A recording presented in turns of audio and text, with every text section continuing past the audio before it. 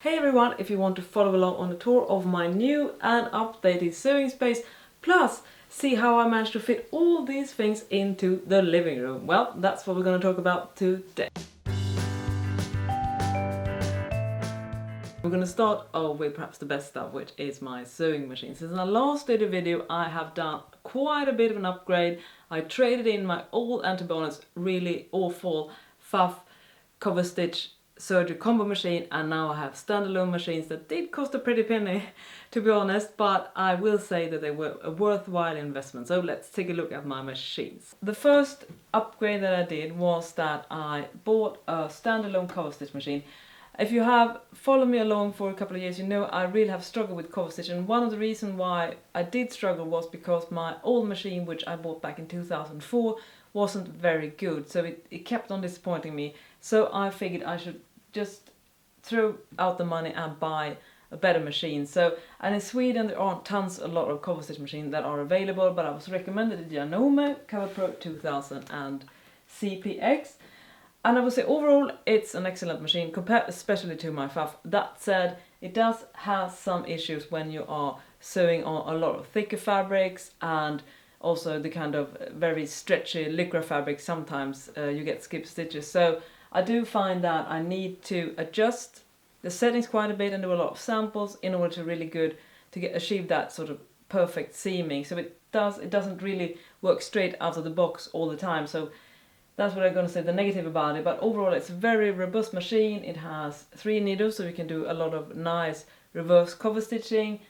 And well, overall I think that I'm very happy about my purchase. So it has definitely improved the quality of my cover stitching since I bought this, which was last year. My latest purchase is perhaps what is regarded as the Rolls Royce of sergers, namely the Japanese brand Babylock. And these cost a pretty penny.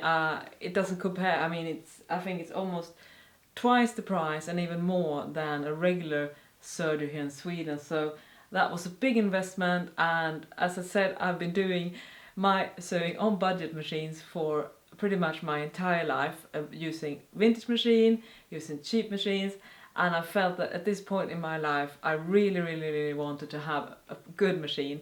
And so this is the Babylock Imagine, and it's just a regular serger. It's nothing magic about it, but if I should compare it to my previous experience with sergers, this one works so much better without any meddling. I find that the stitches are more beautiful than on my old Fuff serger machines. As I said, it's just a regular serger. It doesn't do anything magic, but it does have one magic thing that I think is unique for the Babylocks.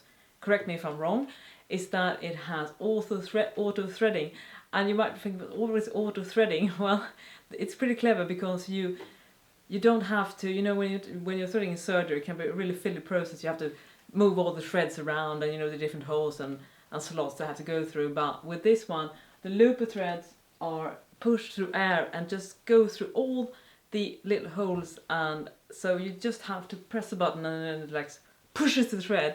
So when the first time when I figured it out, I was really impressed. So that alone is worth you know, making you considering buying a Babylock serger. I have invested quite a bit in my 2 latest sewing machine purchases, but I'm a big believer in that you should pay money where you get the biggest bang for your bucks, and save on the stuff that you can get a just good thing for less price. And that's my philosophy when it comes to traditional sewing machines. So I have been sewing since the 80s, and I have yet to own a new sewing machine. So this one is actually the newest sewing machine I've ever owned, and it's from 1989. It's a fantastic machine. It's Bernina, a brand known for its high quality sewing machine. And the reason why I upgraded to this one about 10 years ago, so it's beautiful automatic buttonholes, and they are absolutely fantastic. And you know, fun fact about this sewing machine, I was servicing this this summer, and the seller asked me how much I paid for it, and when I said how much I paid for it about 10 years ago, he said, well, you will get more for it now. So it's a beautiful thing to actually have made a purchase, a machine that actually increases in value instead of decreasing. So that's another benefit, obviously, that I didn't know in investing in vintage sewing machines, especially if they are as good as this one. One of the struggles when you have a lot of sewing tools is that it's really hard to keep some kind of order. I'm struggling with this all the time myself, and I can't claim to have figured it all out, but at least I can show you how I do it. You can see if it's something for you, or if not, perhaps you have a much better idea, so please share in the comment section if so. But this is how I do it. And my secret weapon for keeping some kind of order when it comes to all my sewing notions is to use a demo tag marker, and this produced the old one, which I like, you know, the one where you are sort of have very thick letters and you have to really squeeze every single letter to make it work. And so let's take a look at how I sort all my notions out using this. Here's one of the way that I store my notions. As you can see, everything, or not everything, but many things are clearly labeled using my demo label maker. And I have, you know, for needles, sewing machine needles, regular sewing needles, different stabilizer tapes, very important to have. Glue, also very important to have. I have a special box for all my presser feet that I can't store in this machine. And I also have my pattern weights. These are regular metal washers that I bought off Amazon. They will be linked down in the description section because these are really good and very worth the money. So this is one of the spaces, so I have this close by because it's stuff that I use all the time. Of course, that little storage box is not enough for all my things, so I also have these boxes, which are from Ikea, of course, as being Swedish.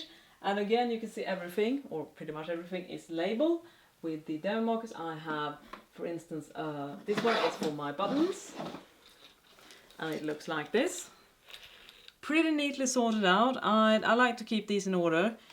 Sometimes I mess it up, but then I try to spend some time making it look pretty nice again, because it makes it so much easier and much more inspiring as well if you have all your buttons sorted in these little plastic boxes.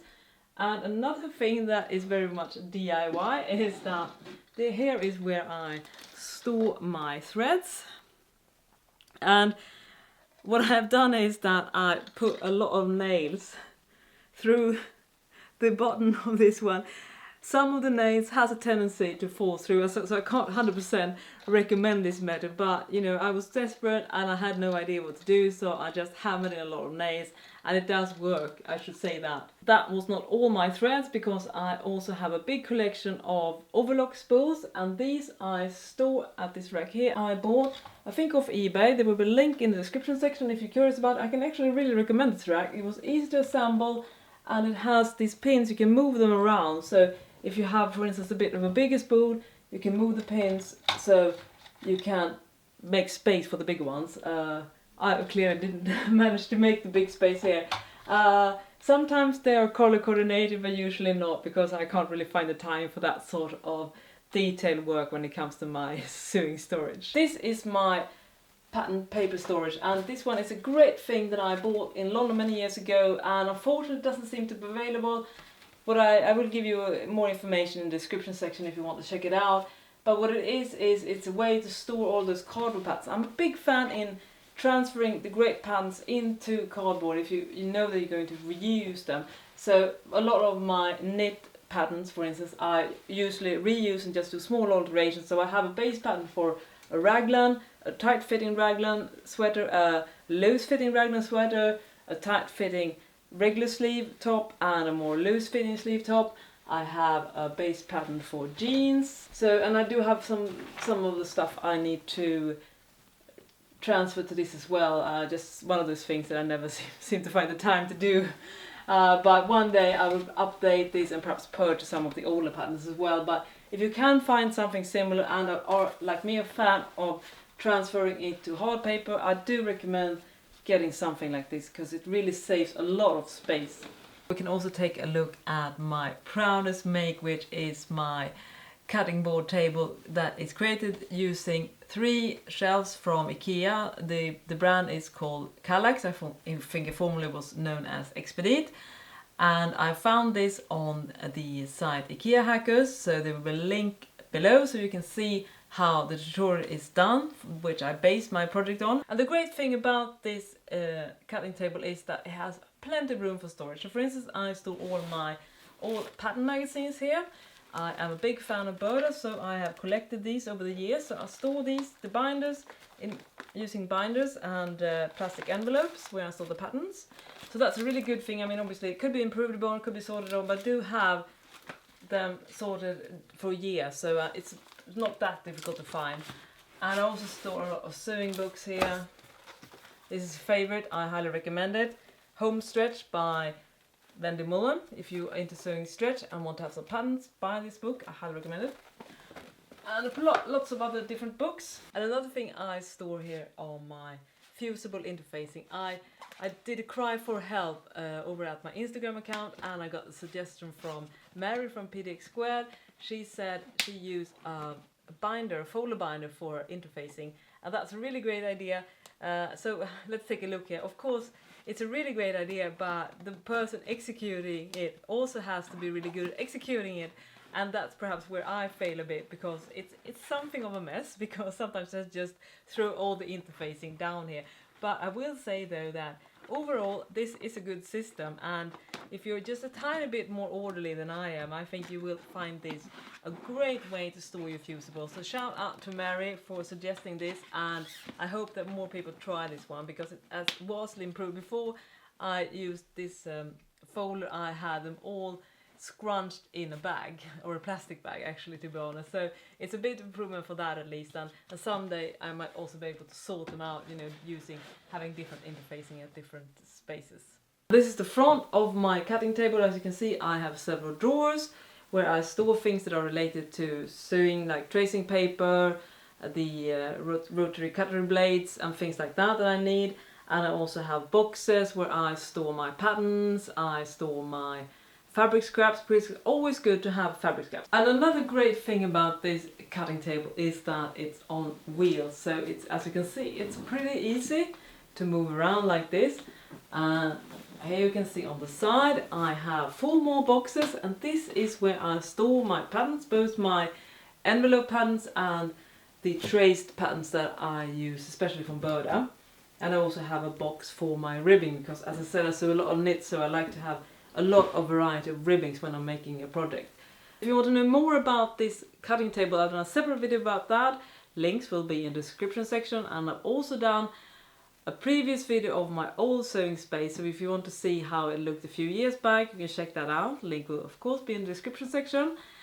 And if you haven't already, well, please subscribe for more videos from me, and also check out my blog, thelaststitch.com, where I have done a lot of blog posts about the particular things that I have in my sewing space if you want to know more about it. Anyways, thank you so much for watching, and I'll see you next time. Bye bye!